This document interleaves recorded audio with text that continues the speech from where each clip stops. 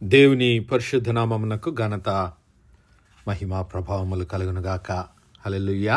మరొకసారి ఈ అనుదిన బైబుల్ ధ్యానములకు మీ అందరినీ మన రక్షకుడు ప్రభు అయిన యేసు క్రీస్తుల వారి పరిశుద్ధ నామములో ప్రేమతో ఆహ్వానిస్తున్నాను. ప్రియులారా, ఈ నూతన సంవత్సరంలో దేవుని నూతన కార్యములు, దేవుని నూతన ఆత్మ అభిషేకము, దేవుని నూతన ఆశీర్వాదములు, దేవుని వాగ్దానములను ధ్యానించుకుంటున్నాం.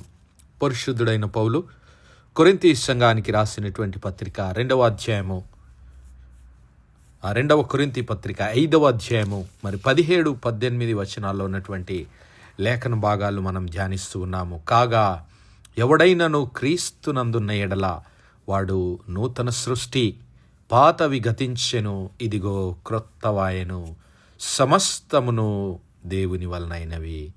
ఆయన మనలను క్రీస్తు ద్వారా తనతో సమాధానపరుచుకొని ఆ సమాధానపరచు పరిచర్యను మాకు అనుగ్రహించెను. అదేమనగా దేవుడు వారి అపరాధములను వారి మీద మోపక, అనగా దేవుడు మన అపరాధములను మన మీద మోపక క్రీస్తునందు లోకమును, అనగా క్రీస్తునందు మన అందరినీ దేవుడు తనతో సమాధానపరచుకొనిచ్చు ఆ సమాధాన వాక్యమును మాకు అప్పగించాడని పరిశుద్ధుడైన పౌలు కొరింథీలో ఉన్నటువంటి సంఘానికి తెలియజేస్తూ ఉన్నాడు.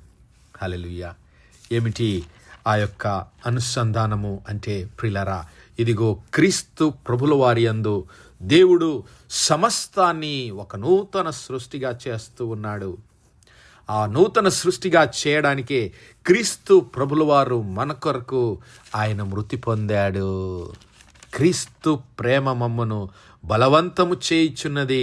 ఆ ఎలాగనగా అందరి కొరకు ఒకడు మృతి పొందెను అంటున్నాడు 2 కొరింథీ 5:14.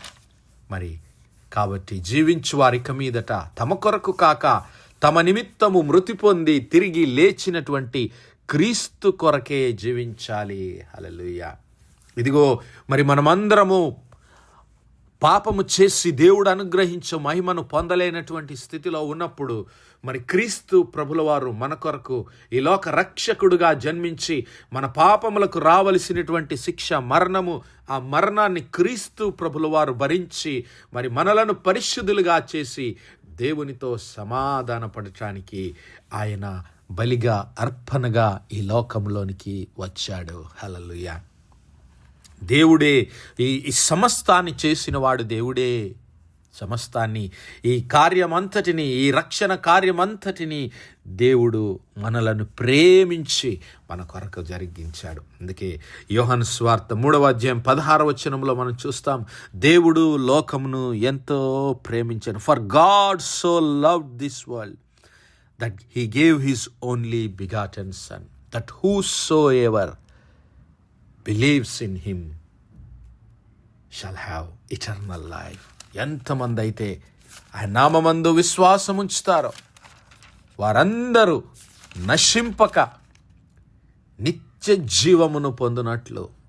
For whosoever believeth in him should not perish but have everlasting life. హల్లెలూయా. నిత్య జీవము పొందటానికి, మనందరము నిత్య జీవమునకు వారసులం కావటానికి, ఆ నిత్య జీవమునకు వారసులం కావడానికే దేవుడు తన ప్రియ కుమారుడైన క్రీస్తు ప్రభుల వారిని ఈ లోక రక్షకుడుగా పంపించాడు.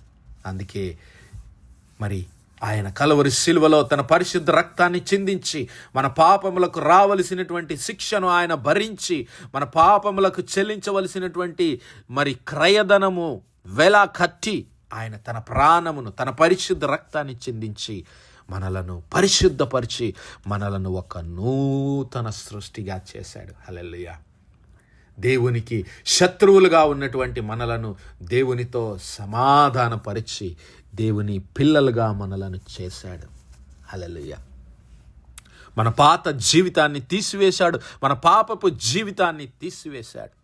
పాతవి గతించెను, ఇదిగో క్రొత్తవాయెను. మన పాత జీవితాన్ని అంతటినీ ఆయన కొట్టివేశాడు. అంతేకాదు, ఇదిగో మరి దేవుడు క్రీస్తునందు మనందరినీ, ఈ లోకమంతటిని ఒక నూతన సృష్టిగా చేశాడు. ఆదామునందు మనమందరము మరి ఏ విధంగా మనుష్యులుగా చేయబడ్డామో, ఆదామునందు మనమందరము ఈ యొక్క రక్త మాంసాల్లో ఏ విధంగా పాలిభాగస్థులమయ్యామో, మరి నిత్య జీవంలో దేవుని నిత్య రాజ్యంలో పాలిభాగస్థులం కావడానికి దేవుడు తన ప్రియ కుమారుడైనటువంటి క్రీస్తు ప్రభుల వారిని మన కొరకు పంపించాడు. హల్లెలూయా. కాగా ఎవడైనను క్రీస్తునందున్న ఎడల, అనగా ఎంతమంది అయితే క్రీస్తు ప్రభుల వారి నామమందు విశ్వాసముంచి ఆయనను అంగీకరిస్తారో వారు, అనగా క్రీస్తు ప్రభుల వారి ఆజ్ఞలకు లోబడి క్రీస్తు ప్రభుల వారి మాటలను అంగీకరించి నడుచుకుంటారో వారందరూ క్రీస్తును మరి ధరించుకున్న వారవుతారు. హల్లెలూయా.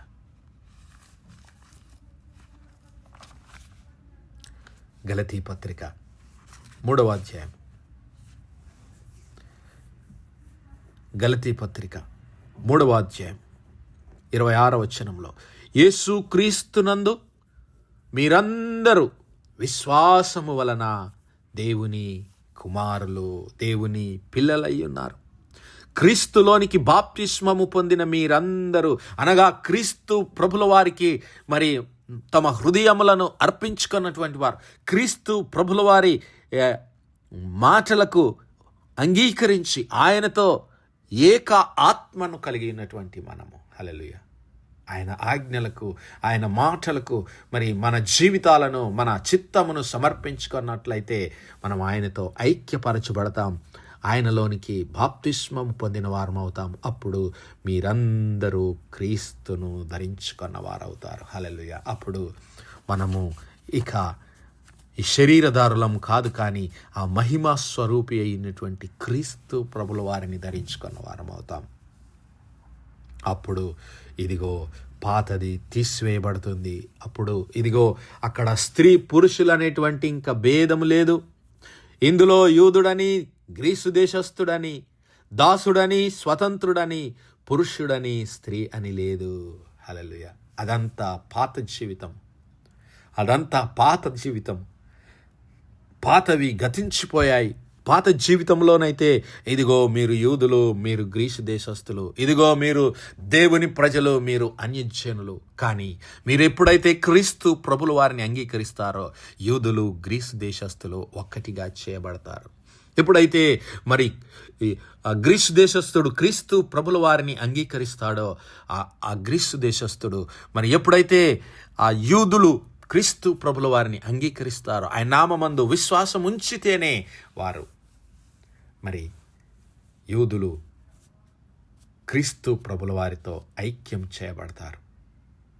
అబ్రహాము దేవుని నమ్మెను, అది అతనికి నీతిగా ఎంచబడెను. మరి అబ్రహాము పిల్లలే దేవుని సంబంధులు. అబ్రహాము వలె దేవుని నామమందు విశ్వాసం ఉంచిన వారే యూదులు. అంతేకాని కేవలము శరీరానుసారముగా శరీరమును ఆస్పదం చేసుకొని మరి క్రీస్తును ధరించుకున్నవారుగా ఉండటానికి మరి దేవుని ధర్మశాస్త్రం ఒప్పుకోదు. క్రీస్తులోనికి బాప్తిస్మం పొందాలి. వారు యూదులైనా గ్రీసు దేశస్థులైనా క్రీస్తు ప్రభుల వారిని అంగీకరించవలసిందే. ఎప్పుడైతే వారు అంగీకరిస్తారో ఆ భేదము కొట్టివేయబడుతుంది. దాసుడని, స్వతంత్రుడని లేదు, స్త్రీ అని, పురుషుడని ఏ భేదం లేదు. వారు క్రీస్తు ప్రభుల వారిని అంగీకరిస్తే దేవుడు వారిని మరి ఒక్క క్రీస్తు ప్రభుల వారితో ఐక్యపరుస్తూ ఉన్నాడు. నూతన సృష్టిగా క్రీస్తునందు దేవుడు మలుస్తూ ఉన్నాడు. హల్లెలూయా. అంతేకాదు గలతీ పత్రిక 5వ అధ్యాయంలో 6వ వచనాల్లో మనం చూస్తే మరి అక్కడ సున్నతి పొందుట, సున్నతి పొందకపోవట అని దాని అందేమీ లేదు. కేవలము క్రీస్తు ప్రభుల వారి మాటలను అంగీకరించడమే. గలతీ పత్రిక 5వ అధ్యాయం 16వ వచనంలో, నేను చెప్పునదేమనగా ఆత్మానుసారంగా నడుచుకొనుడి. క్షమించాలి. గలతీ పత్రిక 5వ అధ్యాయం 6వ వచనంలో, ఇదిగో యేసు క్రీస్తునందుండు వారికి సున్నతి పొందుట యందేమియూ లేదు, పొందకపోవుట యందేమియూ లేదు, గాని ప్రేమ వలన, హల్లెలూయా, ప్రేమ వలన కార్యసాధకమగు విశ్వాసమే ప్రయోజనకరము. Faith which works by love. క్రీస్తు ప్రభుల వారి నామమందు విశ్వాసముంచడం మూలానే నీవు క్రీస్తులోనికి బాప్తిస్మం పొందినవాడు అవుతావు. తద్వారా ఒక నూతన సృష్టిగా చేయబడతావు. క్రీస్తునందు నూతన సృష్టిగా చేయబడతావు. దీనిలో మరి శరీరానుసారమైనటువంటి నిబంధనలు ఏమీ లేదు. పాత నిబంధన మరి మరి మార్చివేయబడుతుంది.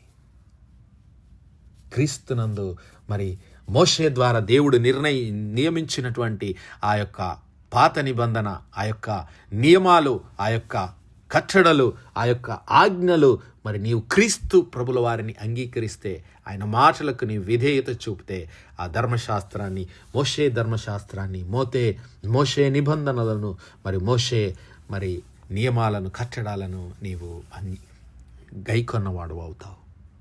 అంతేకాదు నీవు ధర్మశాస్త్రమును కాదు, దేవుని ఆజ్ఞలను అంగీకరించి నడుచువాడవుగా ఉంటావు. గలతీ పత్రిక 6వ అధ్యాయంలో చూస్తే 12 నుంచి 15 వచనాలు. గలతీ పత్రిక 6వ అధ్యాయం 12 నుంచి 15 వచనాలు. ఇదిగో, శరీర విషయమందు చక్కగా అగుపడగోరు వారెవరో వారు తాము క్రీస్తు యొక్క సిలువ విషయమై హింస పొందుటకు మాత్రమే సున్నతి పొందవలెనని మిమ్మును బలవంతము చేయుచున్నారు. అయితే వారు సున్నతి పొందిన వారైనను ధర్మశాస్త్రము ఆచరింపరు. తాము మీ శరీర విషయమందు అతిశయించు నిమిత్తము మీరు సున్నతి పొందవలెనని కోరుచున్నారు. అయితే మన ప్రభు అయిన యేసు క్రీస్తు సిలువయందు తప్ప మరి దేని యందు అతిశయించుట నాకు దూరమవునుగాక. దాని వలన నాకు లోకమునకు నేనును సిలువ వేయబడి ఉన్నాము. క్రొత్త సృష్టి పొందుటయే గాని సున్నతి పొందుట యందేమీ లేదు, పొందకపోవుట యందేమీ లేదు. హల్లెలూయా. క్రీస్తు ప్రభుల వారిని అంగీకరించడం ద్వారా నీవు నూతన సృష్టిగా చేయబడతావు. క్రీస్తు ప్రభుల వారి నామమందు విశ్వాసముంచి ఆయన ఆజ్ఞల చొప్పున జీవించి నడవటం మూలాన ఇదిగో నీవు నూతన సృష్టిగా చేయబడతావు. అంతేగాని సున్నతి పొందుట యందు కానీ సున్నతి పొందకపోవుట యందు కానీ, గ్రీసు దేశస్థుడిగా ఉండటం వలన కానీ, యూదుడుగా ఉండటం వలన కానీ, లేదంటే ప్రిలరా స్త్రీలుగా ఉండటం కానీ, పురుషులుగా ఉండటం కానీ, ఏది కూడా నిన్ను నూతన సృష్టిగా చేయడానికి ఆటంకం కాదు. కేవలము క్రీస్తు ప్రభుల వారిని మన సొంత రక్షకునిగా అంగీకరించడమే. హల్లెలూయా. ఈ 2026వ సంవత్సరంలో నా సహోదరుడా, నా సహోదరి, నీవు నేను క్రీస్తు ప్రభుల వారి యందు ఒక నూతన సృష్టిగా చేయబడదాం. ఆయన ఆజ్ఞలను అంగీకరించి ఆయన మాటల చొప్పున జీవించడానికి క్రీస్తునందు విశ్వాసముంచి ప్రేమతో ఆయన ఆజ్ఞలను గైకొందాం.